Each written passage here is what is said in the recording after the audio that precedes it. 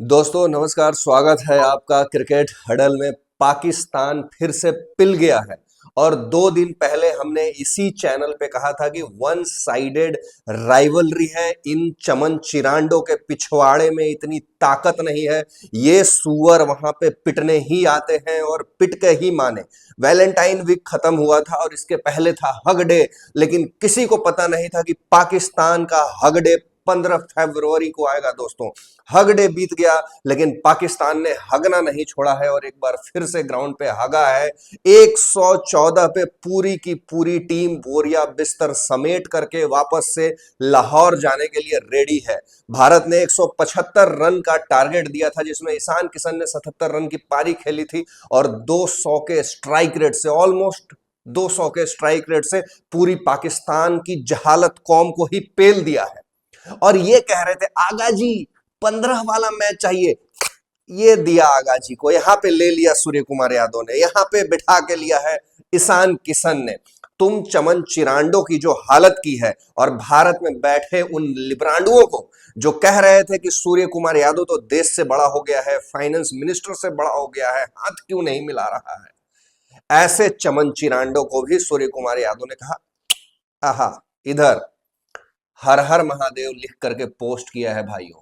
न जाने कितनों का सुलगा होगा और न जाने कितनों की ईगो की उसने बत्ती बनाकर अंदर ढकेल दिया है भाई। और ये जो लोग बैठ करके कह रहे थे, आसिम मुनीर, पूरी पाकिस्तान की कौम, और ये उनका जो ओपनर था वो क्या कह रहा था कि मैंने 3 छक्के मार दिए हैं और इस बार अगर और 2-3 छक्के मार देंगे तो 32 घंटे की फिल्म बनाएंगे। अबे तुम्हारा रेल बना दिया है, बैठ करके बनाते रहो फिल्म। और इससे ज्यादा जलील पाकिस्तान की कौम क्या होगी कि वो चमन चिरांड नकवी वहां बैठकर इनकी जलालत देख रहा था, अपना ह्यूमिलिएशन देख रहा था। ये भूखे नंगे पजामा सलवार लीग खेलने वाले, इनका बूबजी द किंग, उसके चिथड़े उड़ गए भाई। साहबजादा फरहान अपना खुद फड़वा करके चला गया और आगा जी का धागा खोला गया। नाड़ा ढीला होते ही आगा जी का फट के फ्लावर हो गया भाइयों। पाकिस्तान ने हग डे बीत जाने के बाद भी हगना चालू रखा और हगना दिवस मनाया है 15 तारीख को। और भारत ने कह के बिना लाग लपेट के पेला है और जिस अंदाज में लिया है दोस्तों, इनको मैं थोड़ा सूर्य कुमार यादव से नाराज हूं। टेक्निकली देखा जाए तो भारत ने डिक्लेयर क्यों नहीं किया। मैं चाहता था कि अगर इंडिया 150 रन बना देता है तो 150 रन पे इनको डिक्लेयर करना चाहिए था, डिक्लेरेशन देना चाहिए था। ऐसी सस्ती तुच्ची 2 कौड़ी की टीम को डिक्लेरेशन दे करके इनको हराना चाहिए था और ज्यादा ह्यूमिलिएट करना चाहिए था। मैं लगातार वीडियो बना बना करके बोल रहा था कि ये 2 कौड़ी की टीम है, ये वन साइडेड राइवलरी है, ये झंडू बाम टीम है, ये कागजी शेर है जिनका कागज का प्लेन बनाकर बत्ती बनाकर उड़ा दो। ये कागजी शेर है ये। भाई तुम सोचो कि एशिया कप में 3 मैच इन्होंने मांगे थे और तीनों मैच में ये पिल करके गए थे। और वो भट्टी जिसकी आज टट्टी रुक गई होगी, वो बैठ करके कह रहा था आगा जी 15 वाला मैच चाहिए, कुछ भी करो लेकिन 15 वाला मैच ला करके दो। ले चादर मोद, दे दिया 15 वाला मैच, हाथ में पकड़ा करके भेज दिया, जा फ्रेम करके अपने स्टूडियो में पीछे बिठा ले, लगा ले सूर्य कुमार यादव और ईशान किशन का फोटो, बड़े बड़े अक्षरों में लिख दे, new father of Pakistan discovered. Ishan Kishan ने जिस तरीके से पेला है, बिना कोकोनट और आलमंड ऑयल लगाए पेला है भाइयों। बहुत रफ तरीके से पेला गया है पाकिस्तान को इस मैच में। बहुत हाइप बनाई थी कि हम तो नहीं खेलने जाएंगे, हम तो बैकआउट कर देंगे। अबे चादर मोदो, इससे अच्छा तुम बैकआउट ही कर लेते तो इज्जत बच जाता। कम से कम अपने देश में नाम से इज्जत से सर उठा करके जीते। लेकिन वो चमन चिंटू प्रधानमंत्री और तुम्हारा 2 कौड़ी का आसिम मुनीर, ये जो बैठ के तुम लोग वहां पे साजिश रच रहे थे बैकआउट करने का, ब्लैकमेल करने का, तुम्हारा नाड़ा खोल करके नंगा करके कोलंबो में दौड़ा दिया है भारतीय टीम ने। और तुम्हारे 2-2 कौड़िए के इन्फ्लुएंसर जो ₹5-5 लेकर के वीडियो बनाते थे, उन इन्फ्लुएंसरों का धागा खुल गया है आज के डेट में। जो जय शाह का ऑफिस उड़ाना चाहते थे, उनका चड्डी बराबर औकात नहीं रखते ये। जय शाह की चड्डी के बराबर इनकी औकात नहीं है। ये भाई एक ईशान किशन अगर टिक जा रहा है, एक शिवम दुबे टिक जा रहा है, उसके बराबर ये पूरी पाकिस्तान कौम मिलकर के रन नहीं बना पा रही है, तो तुम सोचो ये भारत से मैच कैसे जीतेंगे दोस्तों। यानी कि शिवम दुबे और ईशान किशन, अगर ये दो बंदे सिर्फ खेल जाएं तो पूरी की पूरी पाकिस्तान टीम पे भारी है। दो दो कौड़ी के वहां पे लोग, तनवीर अहमद, शाहिद अफरीदी और वहां पे तमाम जितने यूट्यूबर्स हैं जो बैठ करके खुलेआम डींगे हाँक रहे थे, इस चीज को पॉलिटिसाइज कर रहे थे कि हमें नहीं खेलना है, हम अगर खेलेंगे तो हमारा इंक्रीज रेवेन्यू होना चाहिए, वही कटोरा लेकर के जैसे यूएनओ के सामने खड़े हो जाते हैं भीख मांगने के लिए, तो यहां भी आईसीसी के सामने खड़े हो गए थे कि पैसा दीजिए तब हम खेलेंगे। बीसीसीआई, आईसीसी, सारे लोग प्रोटोकॉल के तहत चुप रहे क्योंकि ग्राउंड पे इनको रेलना था। और ये बहुत अच्छा किया आईसीसी ने कि इनको ग्राउंड पे लाए, और ग्राउंड पे जो सबसे ज्यादा ह्यूमिलिएट कर सकते थे उसको किया है भारतीय टीम ने।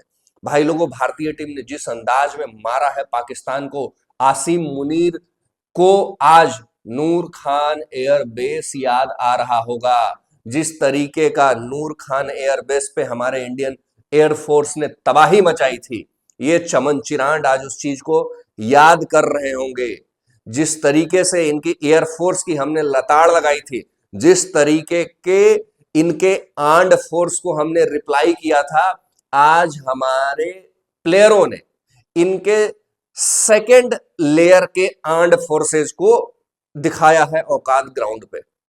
ईशान किशन ने जिस तरीके का टेम्परामेंट से खेला, मैच ये वहीं हार गए थे। क्योंकि मुझे पता था, मैं बार बार कह रहा था कि ये जबरदस्ती का हाइप बनाया गया है, इसमें पैसा इन्वॉल्व है, टिकट बिकता है, स्पॉन्सरशिप आता है, और तमाम तरीके का हाइप बना करके इस मैच को ऑर्गेनाइज करवाया जाता है पैसा उगाही के लिए। अगर पाकिस्तान के रेलिवेंस में बात करें तो पाकिस्तान की आज के डेट में कोई हैसियत नहीं है भाई, कोई औकात नहीं है। उसका इतना ही औकात बना हुआ है कि वो भारत के साथ मैच खेलता है, भारत के साथ उसकी राइवलरी है, इसलिए उसका वर्चस्व है। अगर कल को उसकी राइवलरी भारत के साथ खत्म हो जाती है तो वो अनदर बरमूडा या अनदर जिम्बाब्वे है। जिम्बाब्वे से भी तुलना करना, जिम्बाब्वे की बेइज्जती होगी, क्योंकि जिम्बाब्वे ने ऑस्ट्रेलिया को ठोक दिया है दोस्तों। पाकिस्तान की हार पर आसिम मुनीर पूछ रहा होगा, आज आगा जी का धागा खुलने के बाद मुनीर साहब का फोन आया होगा और मुनीर पूछ रहा होगा कि भाई तुम लोग हार कैसे गए। आगा जी कह रहा होगा कि अबे चमन, हमारे मैचेस जो है लाइव आते हैं, तुम्हारी तरह भांग भोसड़ा करके शाहिद अफरीदी के साथ हम विजय जुलूस नहीं निकाल सकते। पूरी दुनिया लाइव टेलीकास्ट देख रही है कि कैसे पाकिस्तान मरवा रहा है अपनी। और कुछ लोग तो ये भी कह रहे थे कि जो स्टेडियम है उसके आसपास बहुत ज्यादा इनकी आबादी है, तो कह रहे थे कि वो आबादी दुआ करेगी और उस दुआ से हम मैच जीत जाएंगे। अब पता नहीं वो दुआ वहां तक पहुंची या रास्ते के ट्रैफिक में रह गई, पता नहीं कैसे हो गया भाईजान, लेकिन आपका तो बहुत बुरी तरीके से ले लिया है भाईजान। इंडिया ने जो भेगा भेगा के आपको मारा है, कल आपको आयोडेक्स लगाना पड़ेगा भाईजान, है ना। ईशान किशन जैसा ब्रह्मोस छूटा तो रहीम यार खान एयरबेस ध्वस्त हो गया। और रहीम यार खान एयरबेस पे कौन था? शाहीन शाह अफरीदी था, सलमान अली आगा था। अबे तुम चिंटुओं, इतना सोचो कि तुम्हारी इतनी गई गुजरी टीम है कि हमारे यहां से तिलक वर्मा और रिंकू सिंह बॉल डाल रहे हैं भाई। तुम ऐसे थर्ड क्लास पंचर छाप टीम बन के रह गए हो कि रिंकू भी बॉल डाल रहा है यार तुम्हारे सामने आकर के। मतलब हद है भाई, तुम लोग नहीं सुधरोगे भाई। मतलब यार, इतना फेंकने के बाद, इतना हवा बनाने के बाद, इतनी सारी मतलब स्टेटमेंट दे दी कि हम तो खेलना ही नहीं चाहते, India will be on pressure. वो एपेक्स क्रिकेट वाला चौवन्नी छाप, ठीक है, वो पॉज ले लेकर के बोलते हैं, उस्मान तारिक से ज्यादा पॉज वो एपेक्स क्रिकेट वाला चौवन्नी छाप लेता है। वो कह रहता है कि इंडिया में भी जी बीपी बढ़ा हुआ है, सबका ब्लड प्रेशर का दवाई रखा हुआ है, वहां भी लोग टेंशन में हैं क्योंकि ये मैच जो है पाकिस्तान इतना इजीली नहीं देगा। भाई पाकिस्तान ने बहुत जल्दी दे दिया, पाकिस्तान झुक के दिया, बहुत प्यार से दिया, बहुत नजाकत से दिया, और तुम्हारी पूरी कौम देखती रही भाई। तुमने जिन 11 खिलाड़ियों को तैयार करके ग्राउंड पे भेजा था, वो वहां अपना सलवार खोल करके बैठ गए मरवाने के लिए। और तुम्हारा प्रधानमंत्री ट्वीट किया था, पीसीबी ने नहीं ट्वीट किया था, देश के प्रधानमंत्री की गरिमा तो अच्छा, यार तुम्हारा प्रधानमंत्री का क्या है, कोई औकात तो है नहीं। सुनने में आया था उधर पूर्व प्रधानमंत्री जो बंद है, उनकी किसी ने गान मार ली है भाई।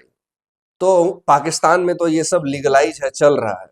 लेकिन बाबर आजम बूबजी द किंग पे आते हैं। बूबजी की बैटिंग ने जिस तरीके का बूज बम दिया है, वो काबिले तारीफ है भाई।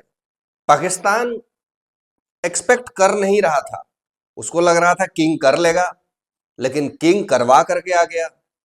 दिक्कत वही हुई कि किंग गया था करने, लेकिन किंग खुद करवा लिया, यानी कि किंग खुद मरवा करके आ गया भाई। जो 3 छक्के मार करके डॉक्यूमेंट्री बना रहा था, वो जीरो पे पिल करके चला गया। मतलब सोचो कौन सी ऐसी घटिया 2 कौड़ी की टीम होगी जो 3-0 से एशिया कप में हारने के बाद डॉक्यूमेंट्री बनवाएगी। उसको तो जूता का माला पहना करके कराची से लाहौर तक परेड करवाना चाहिए था भाई, कि तुम भारत जैसे कंट्री से, जहां पे हारना गुनाह है, जिस कंट्री से तुम वहां 3-0 से पिल करके आए हो, तुम्हारी नैतिकता कहां गई भाई। तुमको तो 4 दिन तक खाना पानी तुम्हारा बैन रहना चाहिए। 3-0 से तुम हार के आए हो भारत से, उसके बावजूद भी तुम डॉक्यूमेंट्री बनाते हो। मैंने कहा था कि ये वन साइडेड राइवलरी है, जाकर के वीडियो देख लो। मैंने यही कहा था कि ये थूक करके चाटने वाली कौम है, ये थूक करके चाटने वाला देश है, और ये 15 तारीख को मुंह काला करके ग्राउंड पे उतरेंगे। ये लोग ग्राउंड पे उतरे, अपना मुंह काला करवा करके उतरे, और मुंह काला करवा करके वापस भी चले गए। और मैंने वीडियो बना करके बोला था आपसे कि ये चमन चिरांड चिंटू कौम, ये चमन चिरांड छुड़वैया देश, ये वन साइडेड हार करके जाएगा, ये भारत के सामने टिक नहीं सकता है। मैंने एक एक चीज बताया था कि हम कैसे एक बैलेंस टीम है, और वो एक झंडू बाम टीम है, अपनी बात पे कायम ना रहने वाला, बात बात पे थूक के चाटने वाला। बाबर आजम का जो सारा जिंदगी है वो एंकरिंग करते करते गुजर गया है भाई। अब एंकरिंग का टाइम आया था आज, तो छक्के मारने में पिल गए भाईजान। कंफ्यूज है, करें तो क्या करें, पता नहीं चल रहा है। अब दिक्कत यह है कि बयानबाजी बहुत हो रही थी, बड़े बड़े इन्फ्लुएंसर को मैं देख रहा था, छोटे नहीं बड़े बड़े तोप वहां पे आए, और हम ऐसे कर देंगे जी, हम तो वो टीम नहीं है। पूरा पाकिस्तान लॉबी बैठा हुआ था जाकर के, आसिम मुनीर छोड़ करके पाकिस्तान के सारे तुचवइये, उसके सारे चमचे, और बोर्ड के जितने भी लोग हैं वो वहां बैठे हुए थे। मजा तब आया, पूरा पाकिस्तान का टॉप ऑफिशियल्स वहां पे बैठा हुआ था, उनके सामने इज्जत उतारी है। Big salute to team India कि जिसने ऐसा खेल दिखाया कि पाकिस्तान का टॉप ऑफिशियल्स सब लोग एम्बैरेस हो गए भाई।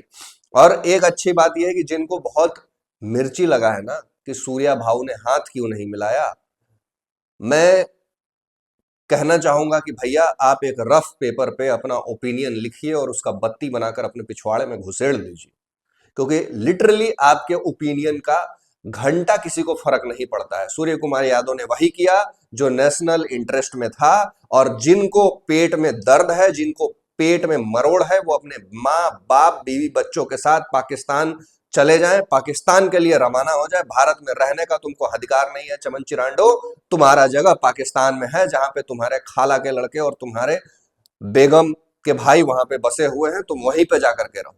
सूर्या भाऊ ने लिटरली बिल्कुल सही किया है कि हाथ नहीं मिलाया है। ऐसे लोगों का ऐसा ही स्वागत होना चाहिए। इससे अच्छा लोग कह रहे हैं कि कम से कम बैकआउट कर लेते भाई, तुमसे हाथ तक नहीं मिलाया, उल्टा तुमको लेटा लेटा करके मारा, और तुम्हारा तो नाम पता पूछ करके मार रहे थे कि अबे तू कौन है, तू वही डॉक्यूमेंट्री वाला है जो 3 छक्कों के बाद डॉक्यूमेंट्री बना, चल इधर आ, चट। अच्छा तू सैम अयूब है, तू वहां का विराट कोहली बनना चाह रहा है, चटाक, चल हट। अच्छा ए बब्रो तू इधर आ, तू बड़ा किंग बना फिर रहा है बे, किंग का मतलब भी जानता है, चट।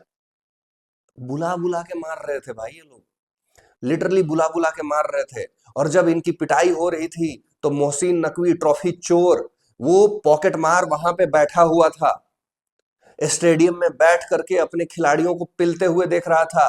शाहिद अफरीदी उधर अफसोस कर रहा था कि भैंस की आंख, ये तो ब्रॉडकास्ट हो रहा है, अब मैं रैली कौन सी कप के साथ निकालूंगा। तो पाकिस्तान की इज्जत मटिया मेट मिलाना, और ये मैं अब दावे के साथ कह सकता हूं कि ये 8-1 का मामला नहीं है, ये 8-0 हो चुका है। ये जो एक उन्होंने जीता है ना, वो भाई फ्लूक है भाई, गलती से हो गया था ये, मैं इसको मानने के लिए तैयार नहीं हूं। मैं जब ये खेल रहे थे, जब वो हरामजादा फरहान जीरो पर आउट हुआ, मैं चप्पल निकाल के वहीं तैयार बैठा था, लेकिन वो मेरे रेंज से बाहर था। मैं जान रहा था कि पूरे पाकिस्तान में सबसे अगर कोई चूतिया बैट्समैन है तो वो यही है। पाकिस्तान का सबसे बड़ा अगर किसी ने काटा है तो वो बाबर आजम ने काटा है। ऐसे मीडियोकर 1970 के माइंडसेट की टीम लेकर पाकिस्तान खेलेगा तो योगांडा से भी ये लोग हारेंगे भाई।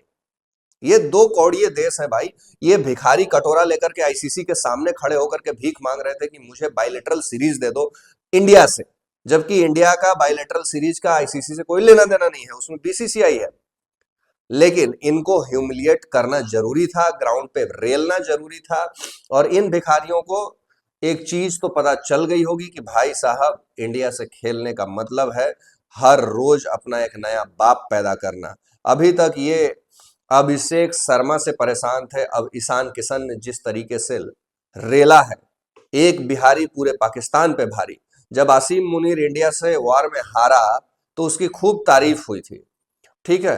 अब सलमान अली आगा पूछेगा कि जब हम हार रहे हैं तो भाई टीवी क्यों तोड़ रहे हो तुम लोग, क्योंकि मुनीर जब पेला गया, जब नूर खान एयरबेस को ठोक दिया गया।